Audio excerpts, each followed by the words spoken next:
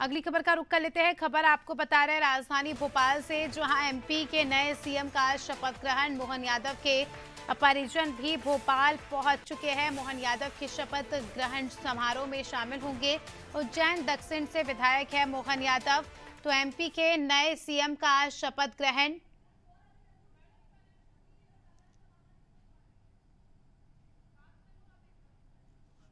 तो आपको बता दें, मोहन यादव के परिजन भी भोपाल पहुंच चुके हैं आज, क्योंकि उनका शपथ ग्रहण समारोह है, तो उनके परिवार वाले भी पहुंचे हैं मोहन यादव के शपथ ग्रहण समारोह में शामिल होने के लिए।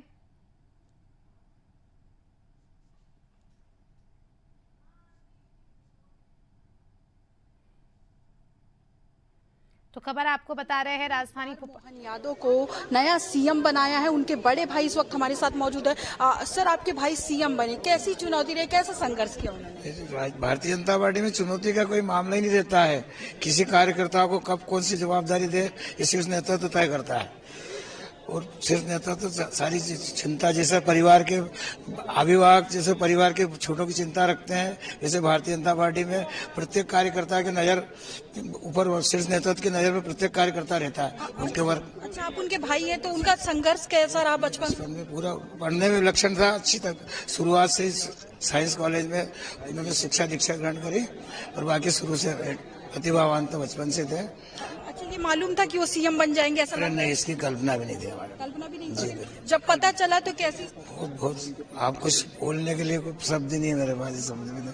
शीर्ष नेतृत्व का आभार। आपको कैसे पता चला कि वो सीएम बन गए? टीवी में देखा या किसी ने जानकारी? टीवी में ही देखा हमने तो। उस समय घर में कैसा माहौल था? बहुत जबरदस्त। हम तो कल्पना भी नहीं कर सकते थे। हम तो सोचते थे मंत्रिमंडल का देखिए किस किस को क्या क्या मिलता है उस समय, और बाकी चीज सुन के सब आवक रहेगा। हम तो सब बहुत शुक्रिया हमसे बातचीत करने के लिए। तो जो सीएम मोहन यादव के भाई है, उनका कहना है कि हम कल्पना भी नहीं कर सकते थे कि वो मध्य प्रदेश के मुख्यमंत्री बनेंगे। कैमरामैन अरविंद के साथ शबाना, अनादि टीवी भोपाल।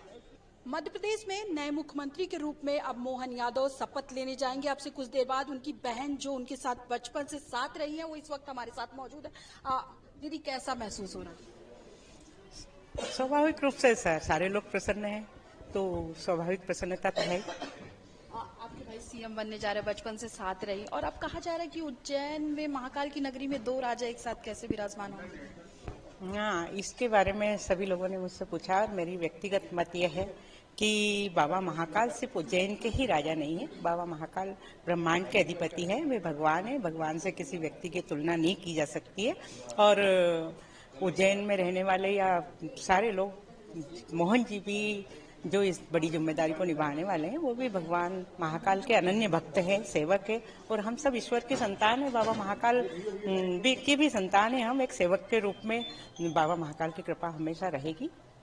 अच्छा, कैसे पता चला था? टीवी पे देखा था या फोन आया था भैया का? कैसे जानकारी? नहीं, टीवी पर जैसे सारे लोगों को पता लगा टीवी पर। हम लोग भी स्वाभाविक रूप से, विधायक दल की बैठक चल रही थी, तो एक सारे लोग देखते हैं तीनों राज्यों में क्या हो रहा है, तो टीवी से ही पता लगा। अच्छा, उस वक्त कैसा महसूस हुआ कि भाई अब सीएम बन रहा है?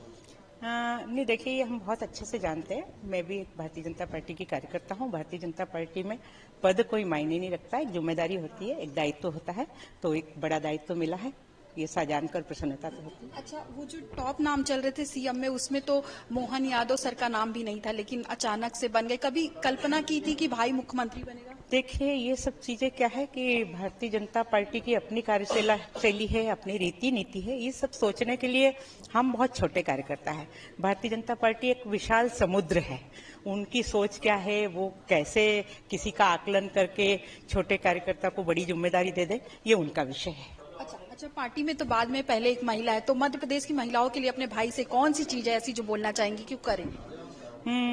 देखिए, मैं भाई से ही नहीं, मैं आपको सबको पता है कि भारतीय जनता पार्टी संस्कृति और संस्कारों में विश्वास करने वाली पार्टी है।